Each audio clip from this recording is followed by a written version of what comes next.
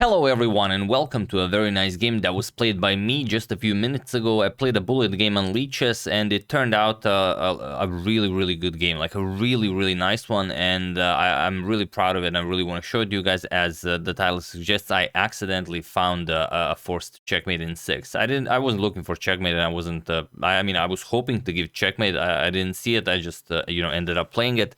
I thought it was a very nice game. So let's check it out. My opponent is, let me just check. My opponent is rated some 2236 on leeches.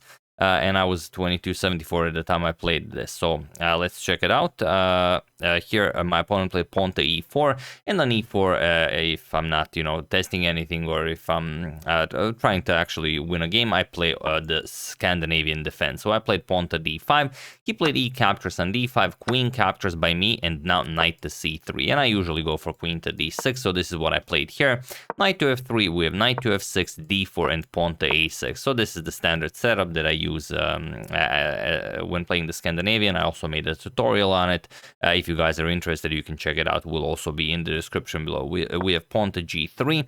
He, of course, goes for the also standard setup. He wants to play bishop to g2 and chase away my queen with bishop to f4. And here you should play bishop to g4. I switched the move order a little bit. I played knight to c6, and now after bishop to f4, I played queen to b4. And this is already quite bad for black, but the problem is if he doesn't know what to play here, and I've played it hundreds and hundreds of times, no one ever knows what to play. At least on this level, you should always punish black with a3 here. Even if it doesn't necessarily win you anything, a3 is just devastating for black. Black can pretty much never capture the b2 pawn. Here, after a3, you can't capture, sorry, you cannot capture because knight to a4 traps the queen.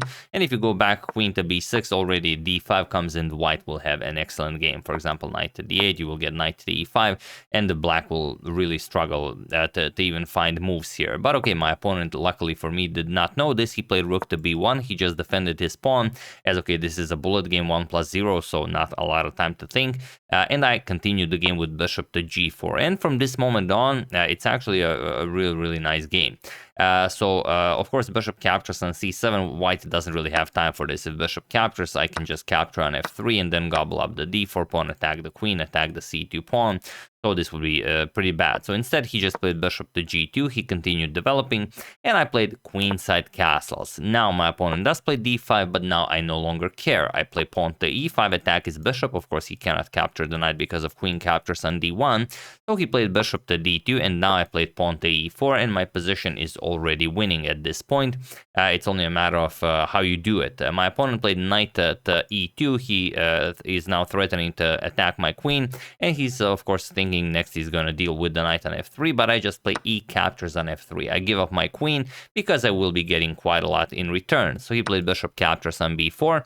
I played f captures on g2, attacking his rook, so he has to do something about that. A rook to g1, and now knight captures on b4. I could also capture with the bishop. I don't know why I thought maybe it would be more potent to capture with the knight, but okay, even if he attacks it, I can always recapture here. So I don't know.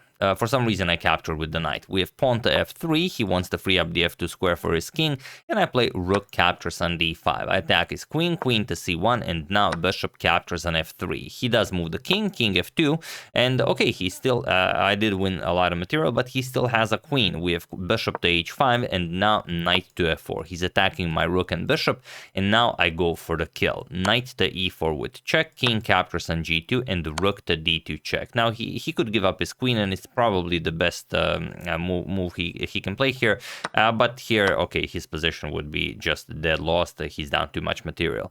So instead, after this rook to d2 check, he played king to h3. King to h1 just loses the bishop to f3 check, so nothing going on there. So king to h3, and now knight to f2 with check.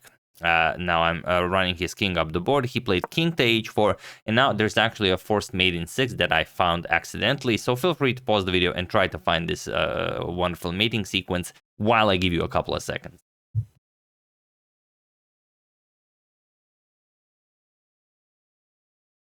So for those of you who were able to do it, congratulations on spotting the wonderful mate in 6. And for those of you who just want to enjoy the show, it is bishop to e7 check. This is what I played, as I felt that, okay, if he captures the bishop, then the king will be in trouble. But it's wonderful how, you know, the lengths to what this white king goes to try to escape is just really awesome. King captures on h5. I play g6 check, king to h6. Now comes knight to g4 check. Only move is king to g7. So this is what he played. He attacks my rook, but now bishop to f6 check. Checks the king and defends the rook. Here he played king captures on f7, and now it's a mate in 2. I played rook to d7 check. He played king to e6, and I finished it with rook to e8 checkmate.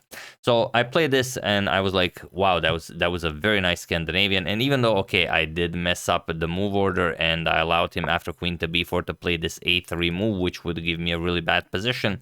But after he played rook to b1, it was all very nice there. So once again, I really like this line for the Scandinavian, this setup with after let's say pawn to e6 is played, this setup with queen to d6, knight to f6, pawn to e6. It's just very natural to play, and the moves just come very easy, like knight to c6, bishop to f5, or bishop to g4. Sometimes you can even play queen to b4. You can even give up this c7 pawn in the g3 bishop to f4 line, but not in this specific line that I played. So it's very nice. If you guys you know want to try out something else against e4, do check it out. So first link in the description below will be this game that I played on Leeches if you want to go over it and analyze it yourselves. And the second link will be my tutorial on how to play this Scandinavian setup if you guys are interested in that. So yeah, that's the game. Hope you guys enjoyed it. A bit of a short one, but I enjoyed it so much. I just wanted to share it with you. So you know, that's pretty much it. I would like to thank Rajashri Chowdhury, Robert Bloom, Andrew Woolley, an anonymous person in GrizzlyChessFestival.org.gg for a contribution to my channel. Thank you a lot. I really appreciate it.